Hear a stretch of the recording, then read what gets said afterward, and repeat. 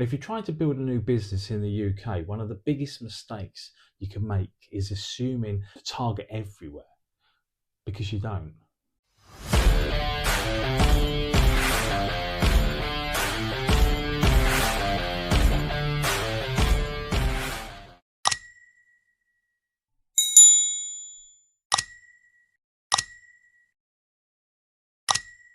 Today we're going to go through one of the strategies that I've used repeatedly, which actually is just pretty simple.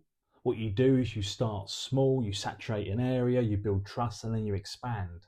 You know, we live in a world where everything feels like it needs to happen quickly. You know, more prospects, more emails, more calls, more areas, and just more activity.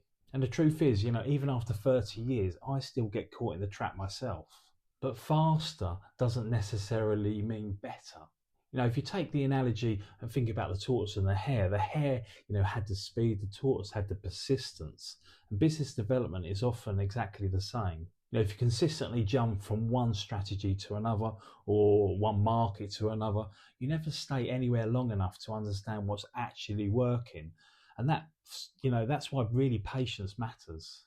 You know, if I was building a B2B outreach strategy in the UK today, and I didn't already have a successful lead generation strategy, I wouldn't really immediately try to cover the whole country.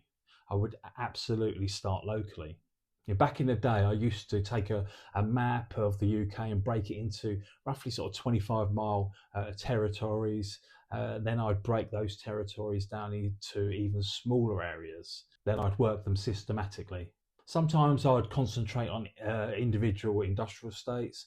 I'd physically go onto the industrial estates, identify the businesses, write down the prospects, and then take them back to the office. Then I'd qualify them, and that's really an important distinction.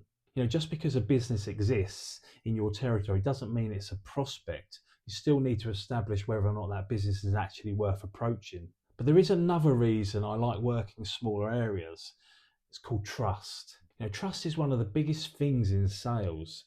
You know, if nobody trusts you, they just don't buy. And if they don't trust your company, they won't buy. And if they don't trust your product, they won't buy.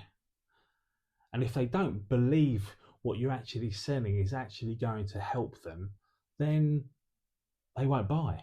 You know, working locally doesn't automatically create trust, but I believe it helps to build that trust faster. You know, the businesses know the area, they know you're nearby, you become visible. And if you consistently, are being seen, you gradually become relevant. You know, I know you can get visibility through social media and organic content. You know, of course you can. But, you know, I've never really believed in quite the same as someone, you know, knowing you locally. You know, if they know you locally and they know who you are, it's a lot stronger concept.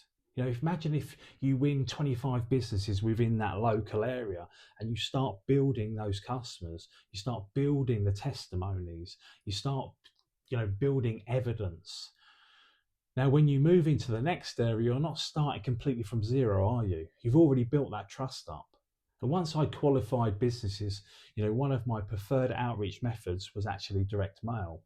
Why? Because it's personable. Every letter is created for a business, you know, you've already qualified.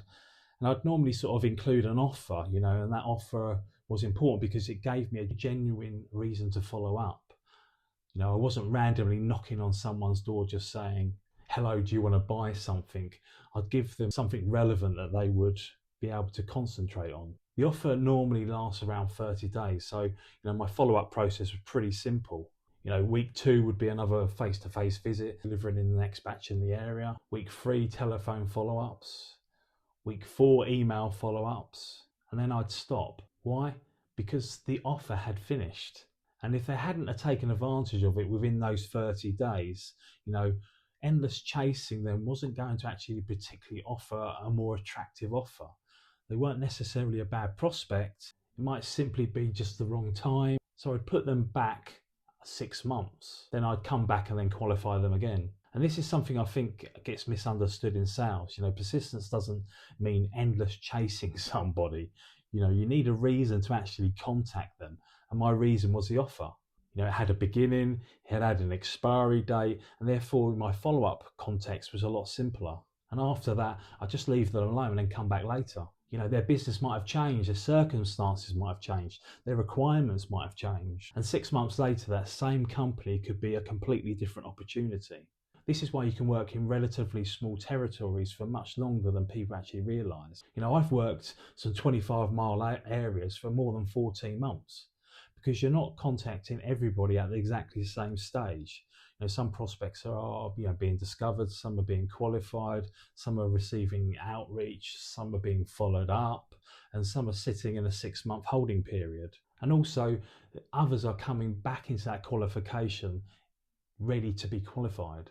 What's interesting is much of what I've described was originally done manually. Today, we've systemised these processes, within the systems that we've built under the digital takeover. Things like, capturing prospects, qualification, organising outreach, managing steps, managing those stages and following up. Even moving prospects into a 6-month holding period and bringing them back into the process. The system provides structure, but the human still executes the parts where the humans matter.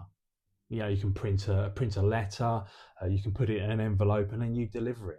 That's all you do, the implementation. You have a conversation, you follow up. Technology doesn't have to replace the salesperson. It should make the salesperson better organised and better prepared. So what's the best B2B outreach strategy for the UK?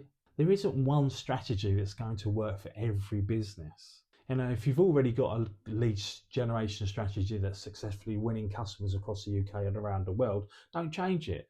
Not because I tell you, but if you haven't, look closer to home. Have a look at your local area, break it into manageable territories, identify the businesses, qualify them, give them a genuine reason to speak to you. Follow up consistently. Build trust, build customers, and build testimonies, and then move out to another 25 miles. You don't need to become known across the whole UK tomorrow. Become a star in your own area first, then expand. I'll see you on the next one.